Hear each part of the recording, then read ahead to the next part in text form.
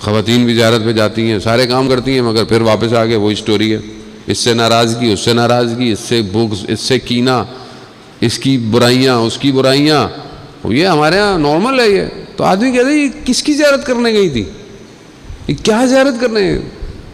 وہ جو ایک طبقہ تو وہ ہے وہاں جا کے چادر پہنتا ہے، جہاز میں اترتے ہی اتار دیتا ہے. وہ چلے ٹھیک ہے، ہم کہتے ہیں آہستہ آہستہ حجاب پہ آ ہی جائے گا. لیکن اصل تو دیکھیں، اصل یہ کہ جا کس کے پاس رہے ہیں آپ، کیوں جا رہے ہیں آپ؟ دکھانے کے لیے جا رہے ہیں، فیشن ہے بتانے کے لیے جا رہے ہیں؟ نہیں، اپنے آپ کو ان کی خدمت میں پیش کرنے جا رہے ہیں. اور جو پیش کرنا ہے تو عزیزان محترم وہیں سے آنا ہے.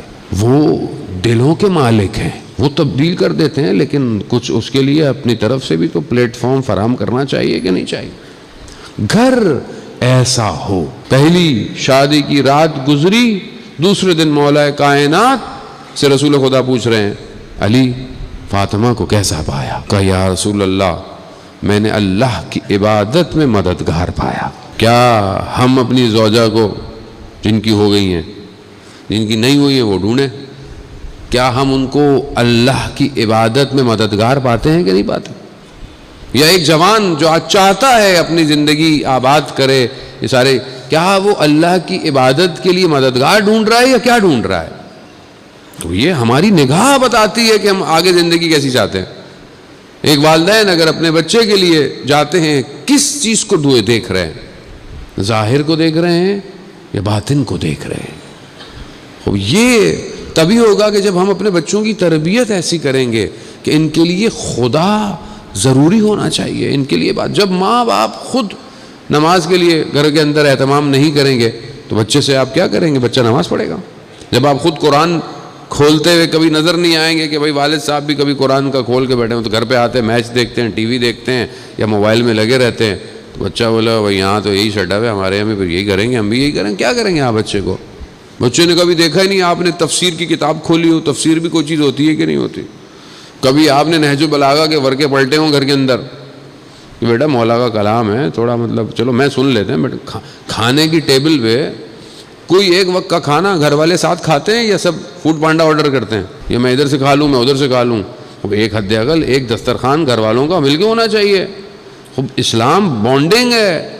آج کا سسٹم توڑنے کے لیے لگا ہوا ہے، ہر کوئی الگ الگ ہو جائے، ہر کسی کی اپنی آئیڈینٹی ہوئی ہو، تو اس میں بھی دو ہوئیتیں، ایک سامنے کی ایک چھپی ہوئی. اگر آپ ایک دسترخوان پہ بیٹھیں تو کوئی ایک اچھی حدیث پڑھ سکتے ہیں، کوئی کلمہ ایک کثار پڑھ سکتے ہیں، کوئی مناجات کا ایک حصہ پڑھ سکتے ہیں. گھر کے اندر کیا گھر والے ایک ایک بچے کو آپ بولتے ہیں کہ آج آپ نے حدیث قصہ پڑھنی ہے، اگلے ہفتے دوسرا حدیث قصہ پڑھے گا؟ یہ کلچر فاطمی کلچر ہے. تو کیا یہ ہمارے گھر میں ہے یا نہیں ہے؟ جبکہ جو بھی مسجد نبوی میں ہوتا تھا خود رسول خدا روز آ کر اپنی بیٹی کو بتاتے تھے کہ کون سی آج سورت نازل ہوئی، آیت نازل ہوئی، کیا وحی ہوا، کیا ہوا.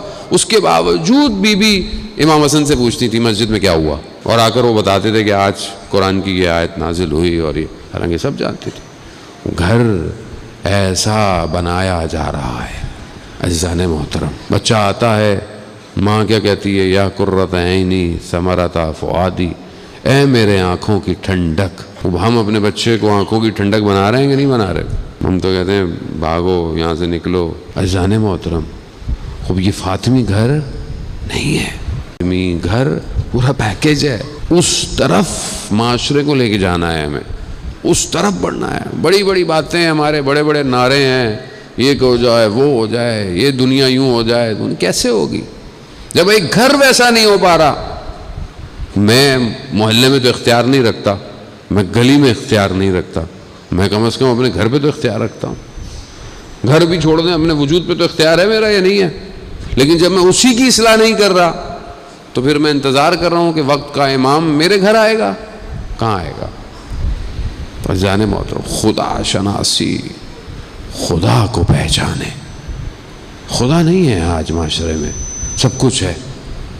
اگر خدا ہو جائے اور انسان کو پتہ ہو کہ مرنا ہے، انتقال کرنا ہے، دوسری طرف جانا ہے، سب کو پتہ ہے، اور پتہ ہو کہ کہاں جانا ہے، جب اس طرف جانا ہے تو پھر یہ چھوٹی چھوٹی باتوں پہ ناراضگیاں، لڑائیاں، نفرتیں، چھینا جھپٹی کس چیز کی ہے؟